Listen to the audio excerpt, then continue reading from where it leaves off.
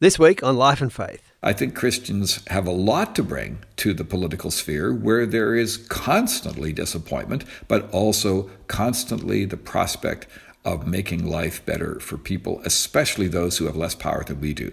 And Christians are called especially to care for those neighbors. So there's a lot Christians could do besides making a lot of noise and waving a lot of flags.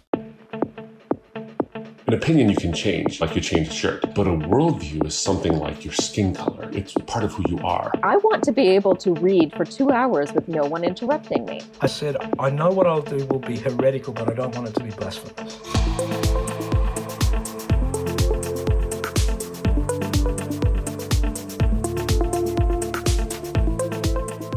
This is Life and Faith from CPX. I'm Simon Smart. Last year we did an episode on the US election and the role of white evangelicals in that.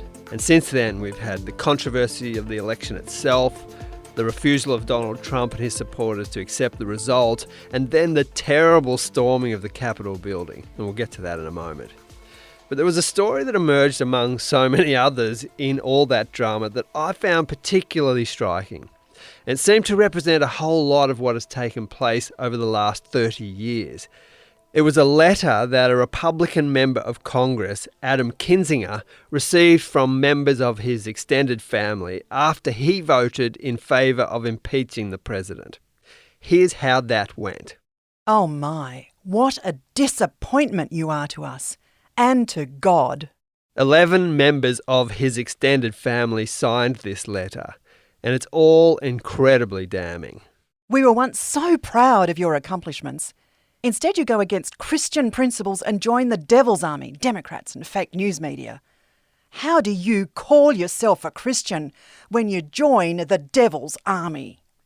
It is now most embarrassing that we are related to you. You've embarrassed the Kinzinger family name. We are not judging you. This letter is our opinion of you. So we're not judging you. I'm not sure how that works. It sounded like they were judging him to me. But the letter finishes with a flourish.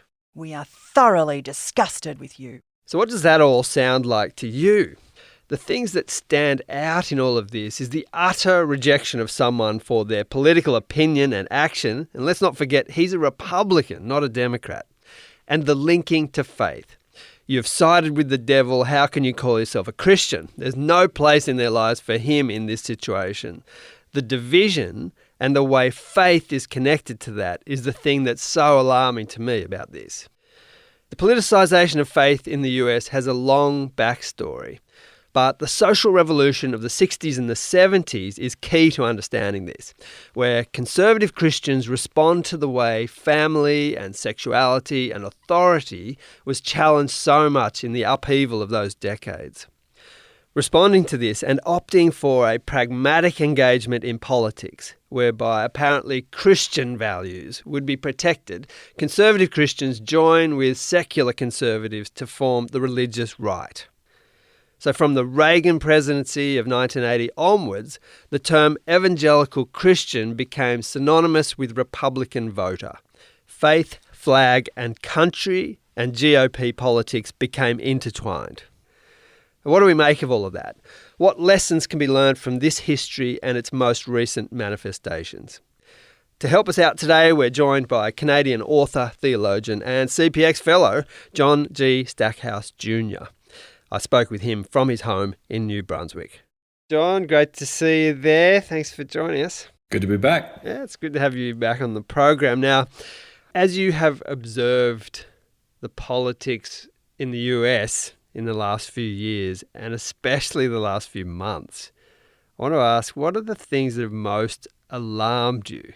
And I'm particularly thinking of the place of faith in that kind of mess that we've seen. Christianity is irreducibly political. So I'm not alarmed by Christians being involved as citizens in the life of their country. Christianity is not a religion that encourages quietism, retreat. It doesn't encourage people to abandon the public sphere and just huddle up in churches waiting for Jesus to come back and save us all. Right? Christianity is a public faith. But I think I want to make 3 points about this, if I may. I think the first thing that comes to mind is that the early church's first confession was that Jesus is Lord, not Caesar, because Caesar is Lord was what you'd say at least once a year by Roman law. And Christians say, no, Jesus is Lord. Secondly, Christians say, the church is my family.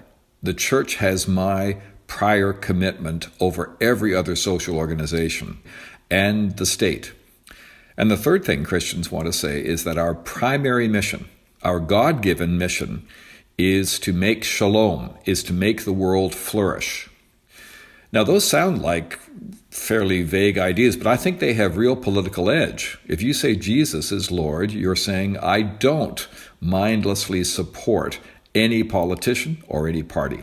If you say the church is my fundamental social organization, then you don't sell out to a party or to a philosophy or to any kind of particular political program. And if you say that my primary concern is to make the world a better place, then I will support whoever makes the world a better place. So you see, there's no room in Christianity for tribalism. There's no room for a kind of narrow nationalism. There's no room for making America great at the expense of other nations or of the white race against other races. Christianity truly transcends any particular land or race or ethnic group or class, at least it should. So whenever Christians are not looking like that, they're not looking like Christians. You've mentioned this movement towards the capturing by one political party of a whole swathe of Christian believers. That wasn't always the case, was it? Can you give us a very quick sketch of how that happened, how that's unfolded in the last sort of 20 or 30 years? Well, one of the enduring, interesting questions about the American situation is why white Christians have supported Donald Trump and the Republican Party so strongly. It's not just white evangelicals, by the way. White Catholics also supported him more than others did. So people, including guests on your show, have looked at white Christian nationalism as the key that explains that, because black Christians didn't support Donald Trump and the GOP, and Latino Christians were split between the Republican and Democratic parties, often along other kinds of lines, like whether, Cuban immigrants, for instance, voted very differently than people from Central America. So I think this is an example, a really good example of what I'm talking about, as Christians not acting like Christians, but acting like the prince's middle class or working class or rich people that they might be, with white pride, with fear of their positions in American culture under threat, but they're not acting like Christians. They happen to be Christians, and if Donald Trump throws them a few Christian bones, they'll gobble them up, but clearly they're not acting, I would say, under the priorities that are basic to Christian faith.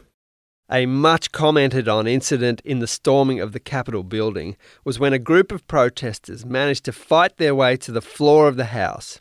They were ransacking the place, and then, in the midst of all of this threat and violence, they paused and took a moment to pray. Let's all say a prayer in this sacred space.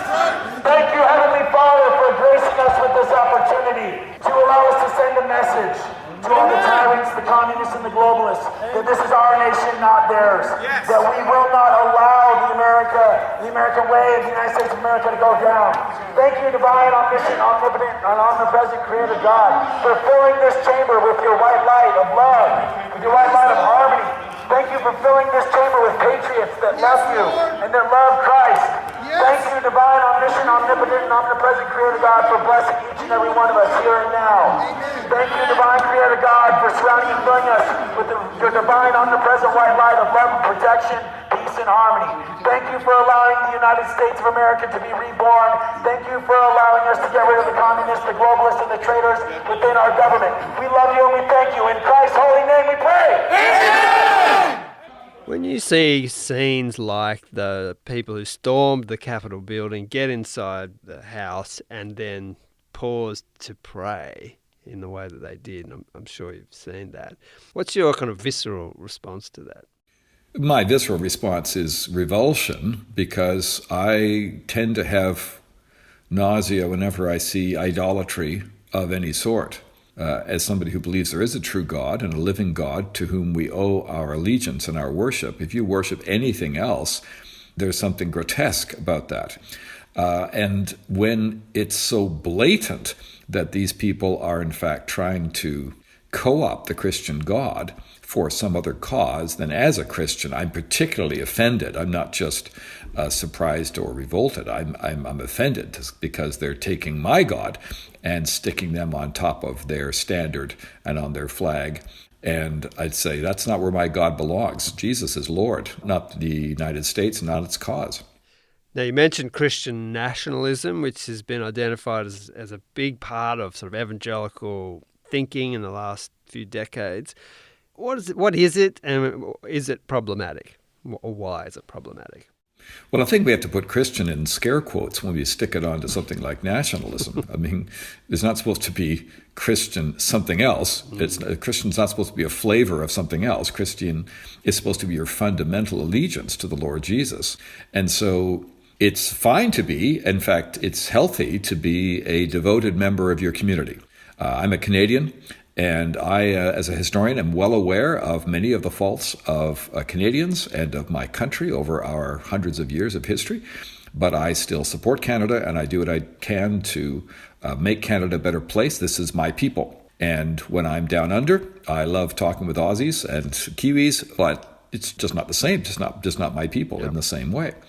But Christianity also says that I am a member of the human race more than I am a Canadian, and even more fundamentally, I'm a member of the Christian church. And so when I get the chance to visit Australia or New Zealand, my connection with people like you as my fellow Christians is stronger than my connection with my fellow Canadians.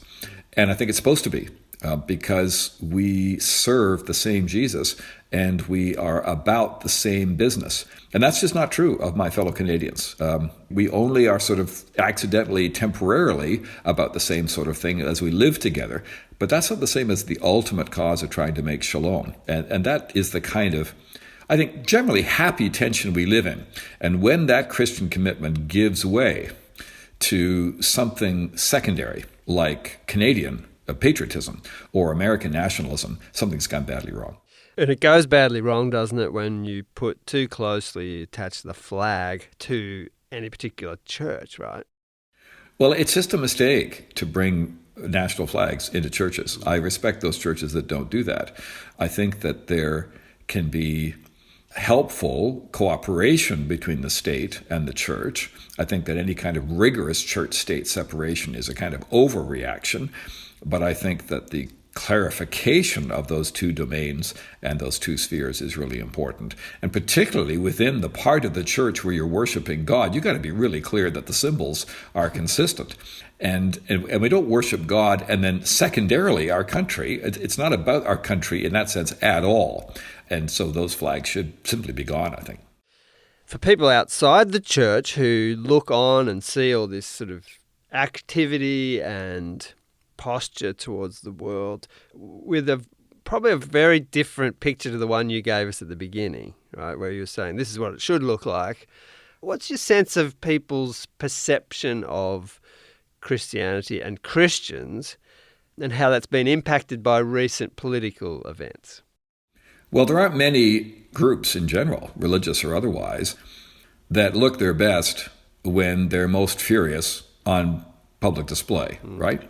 I mean, football fans don't look their best when you train their cameras at the loudest mouths and the most violent of the fans. Like, most people aren't that way when they go to a footy game. But, you know, if you put your camera and the microphone in the right direction, they can all look like maniacs and criminals, because a few of them are maniacs and criminals. And so I think partly the media simply is always going to be attracted to the most flagrant and ridiculous examples of whatever they're looking at, especially if they're hostile. But I think at the same time, Christians need to speak up a bit. And it's a little bit like not all Christians, not all evangelicals, not all Catholics are this way. And to speak up on social media, on Twitter and Facebook and so on, and say, I politely demur, like, this is not me, this is not my family, this is not our church, this is not our cause, I think can do actually more good than people think. Earlier on, you talked about faith always having political implications. So you said it has a place in public life. What is that place then? The place I think each of us should take is according to whether we feel that we have been gifted and called by God to enter this particular sphere of human life and make a positive difference. Most spheres of human life, God hasn't called me to, so I should actually shut up about them. Let other people do that. And in particular, not waste my energy trying to do a little bit across the waterfront of human need, because that's not going to help anybody. The way the needle gets moved is by concentrated effort and force. And so I would suggest we consider, where can I make a difference? Where am I located in the economy? Where am I located in social life? Where am I located in the polity of my country? What's the cause I can push for? And I'll bless other people to push for other things, but I really care about child poverty, or I really care about clean water to Aboriginal reservations, or I really care about making sure that food security is there for everybody. And so there's got to be a sense in which we try to move the needle and make a significant difference. And that can't come if I spend all my time opining about everything on Facebook or simply going in public and yelling a lot. That generally doesn't help very much. There's an awful lot of that happening at the moment. It's probably too big a question to raise in the time we have, but there's a sense, and you've mentioned this a few times, of the place of race in this divided, fractured environment that we have. What have we learned most about race in the last few years in this divided political environment? Well, I think, to me, as a Canadian trained in the U.S. and who has had the privilege of visiting some other countries, such as yours, I think, to me, the most interesting thing that I've learned, and perhaps other people have learned, has been this term intersectionality. It's not a new idea for those of us who've been trained in history and the social sciences, but it's a really helpful term to remind us that there's more than one thing going on in lots of situations. Now, sometimes it's just about race, but sometimes it's race and sex or gender. Sometimes, in fact, often it's class. Who's got the money and who doesn't? Who's got the power and who doesn't? Sometimes it's about status. Sometimes it's about inherited wealth and, as I say, power, as opposed to those who don't. Sometimes it's about who gets to tell the stories and who's got the microphones. So part of my exasperation occasionally as a Canadian dealing with my American cousins is that sometimes they get into these about every 20 or 30 years, it's race, race, race all the time, it seems to me. Now, to be sure, if you're a person of color in the United States, it is race all the time. You know, your everyday experience is that way. One of my daughters-in-law is a brown Canadian. I mean, every day that's an issue for her. But she'll also quickly say, it's not just about being brown, it's about being a woman. That's an issue every day. And so I think, to me, I don't get bothered by people who say, oh, critical race theory is this. To me, it's just obvious. Of course we should expect racism. We should expect sexism. We should expect classism.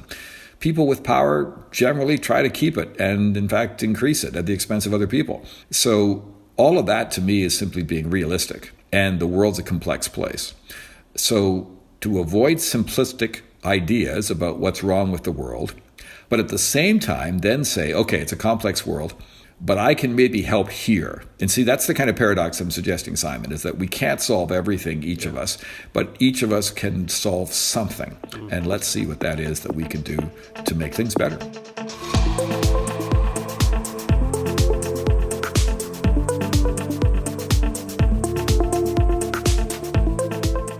This is Life and Faith from CPX, and we're talking today about politicisation of faith.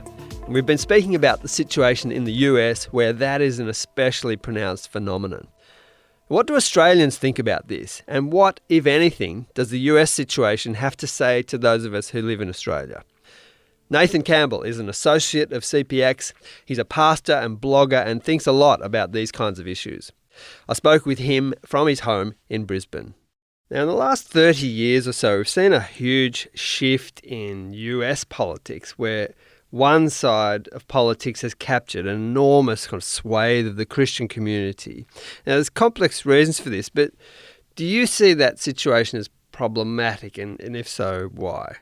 I see it particularly as problematic in the United States, particularly as a Christian who thinks the good news of Jesus is political because it's an announcement of a king who's going to rule differently, a king who comes and lays down his life. And so I think there is a politics that comes with faith, but I don't think that can be aligned with particular forms of human empires, and particularly with power and a kind of corrupting nature of power without that starting to corrupt people's perception of the good news. Right, and across history you see this corruption, isn't it? When Christians have held power, they haven't always held it very well. Yeah, absolutely. So I think there's been really good uses of power by Christians. The pattern of the cross is to lay down your power, your life for others as an act of love. And where that's happened through history, I think we've seen it produce amazing fruit in the West. But when it's been wedded to power and people have clung to power and held it, grasped it for themselves, there's a pattern in the Bible in Philippians 2 where Jesus doesn't grasp hold of the nature of God, but lays down his life. When we don't do that, it can be diabolical. I think it can have really disastrous results. And we've seen that in history as well. And I think we see that in the US around the linking of Trump's vision of politics with the evangelical vision of politics there. It's very tempting, isn't it, for people of faith to go for political power and influence. And as you say, that can start out with good motives, but very often, it's the old thing of the corrupting nature of power. I'd say it's almost always well motivated. I don't think many people who get into politics are not trying to make the world better according to their vision of what a good society looks like. That's been my experience of non-Christian politicians around Australia as well. But I do think that saying power corrupts is true for a reason, because once you get a taste of that and get a taste of influence, it's very easy for your vision to become the domineering one, and for you to use that power at the expense of others and competing visions in society, and that creates tension and friction, and I think over time creates polarisation, the kind of tribalism we're seeing at play in the US definitely, and maybe hints of that here as well. Yeah, important to say, isn't it, that often the way this plays out, you're talking about using power for the benefit of other people. A lot of people of faith who've managed to get power at least think they're doing that too, but the question becomes in a very contested public space, whose benefit are you really seeking here? And it's not clear to people. That's right, and it can often be mixed. So the theological concept that kind of goes back to Augustine, and probably more realistically back to the Bible, the idea of the human heart curved in on itself. So even as people are trying to love their neighbours, there's always going to be self-love in the mix, and the corrupting nature of sin in the Bible's vision of what that is, that kind of putting yourself first, that's going to mean that as we use power, unless there's some really good checks and balances in place, we are going to become self-seeking, and that's always going to be at the expense of others. For a lot of people who aren't Christian today, it wouldn't be thought of as good news to have Christians involved in those spaces, though. They're kind of a bit sick of it, a bit over it, and feel like it might be a negative presence. How do you respond to that? Yeah, look, I think we've got to own that as Christians, that at times, as through the history of the West, we've had power, we haven't wielded it in ways that have always been for the sake of our neighbours. I think there's that mixed bag of, you've got hospitals and schools and other things that we take for granted that are products of Christian political action and Christian political views, but others are not part of that same political party, that same political group, and so we need to navigate difference, and so that's going to play out differently for different Christians based on how they think that looks. But if our model of difference is to lay down our lives for those who mistreat us, to turn the other cheek, then a Christian presence in the political space is going to be good, not just for those who are just like us, typically coming from positions of privilege, but for those who are at the margins of society, who are particularly the people that Jesus came and expressed a concern for. And I think we've flipped our focus a little bit sometimes when we've pursued power. It's looked like we've wanted to be at the centre rather than we've wanted to represent the people who are left behind. I mean, that sounds good, but in a political world where you are, working for certain particular outcomes, just sort of lying down and saying, no, you just do whatever you want. I'm going to kind of lay my life down here for you. What does it mean? I mean, it sounds nice, but what does it mean practically? That's a really good question, I think, because I think it's not that power itself is negative in the kind of Christian view of politics or of life. Jesus has power and he gives it up for others. So it's about not acting in self-interest, but looking to the interest of others. And it's in humility, considering them better than yourselves. So a lot of what I'm saying here is just kind of lifting Philippians 2 and dropping it into the mix. That's probably a good place to go for people who are curious about what a Christian politic might look like. But yeah, I think it really does look like genuinely acting for the good of the other. It looks like prioritising the concerns of people whose voices might not otherwise be heard when it comes to your actions. And it looks like letting go of your own rights and taking responsibility for those around you. Does Christianity have to land on either left or right of the political spectrum? Because a lot of people would seem to think it does. Look, I think that's one of those challenges. I think the Bible presents wisdom as trying to navigate two poles that are both really apparently true. And so Christian political engagement, I think, is actually going, there are truths we're going to find on either side of that divide. What does wisdom look like? And for us, God's wisdom is revealed in Jesus, and particularly in the cross of Christ, which is wisdom for those who see it as wisdom and taste life and foolishness for others. But when it comes to our politics, I want to look at the left and their care for the marginalised and their concern for those being left behind, the refugees, our Indigenous population, the poor. And I want to say there's great things about that are examples of the kind of kingdom that Jesus came to bring. And there's something about what we might call the left's ability to see systemic issues and systemic sin and to be able to call that out. As a Christian, I think their solutions are sometimes deficient because they don't address the heart, and they see if you change the environment and the system, you'll change the behaviour. And there's some truth to that, but that heart curved in on itself isn't necessarily going to be changed by a system. It's changed from above by God through his Spirit. And so you want to say yes to a lot of the things they see, but no to some of their solutions. And then on the right, I think concern for life and the dignity of individuals and that we're made in the image of God, and so life should be protected, and even that flows through to things like property and opportunity. I want to say those things are great too, and products of a Christian conviction about the world. I think it's hard to find anything in the West that hasn't been deeply informed by a Christian moral compass when you dig down. So I think Christians can find themselves across the spectrum, finding particular issues that resonate with their hearts, and they can be a faithful presence in those institutions or political parties that are seeking that change, knowing that the main table we sit at is the one we sit at together in the church. It's the communion table, or the where you go to have the Eucharist, if that's your tradition. It's the eating together, experiencing the hospitality of God, and looking at one another as a body that then shapes us to go into these other places and not lose our story or our sense of self. So whether you're in Missouri or Mildura, it's evident that Christianity has sometimes been a part of the growing polarisation of recent years.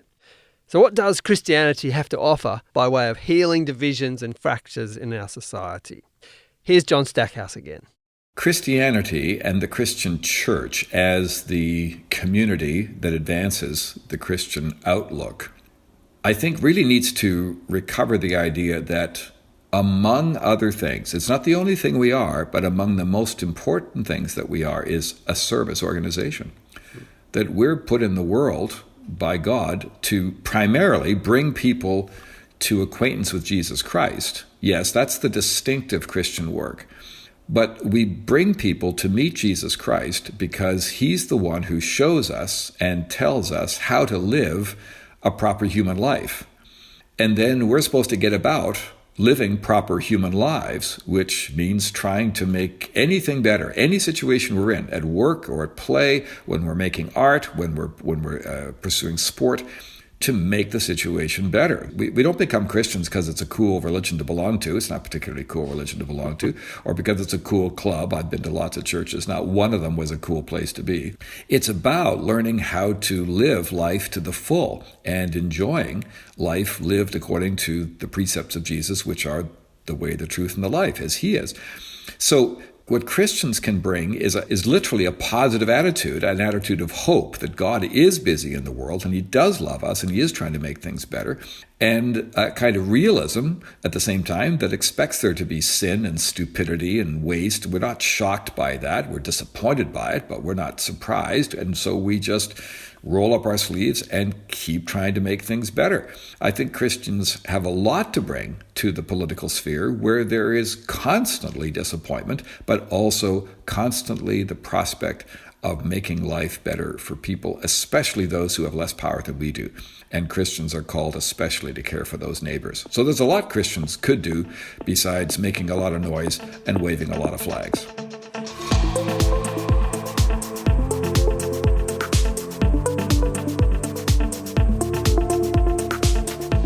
This has been Life and Faith with me, Simon Smart. It's been great to have your company.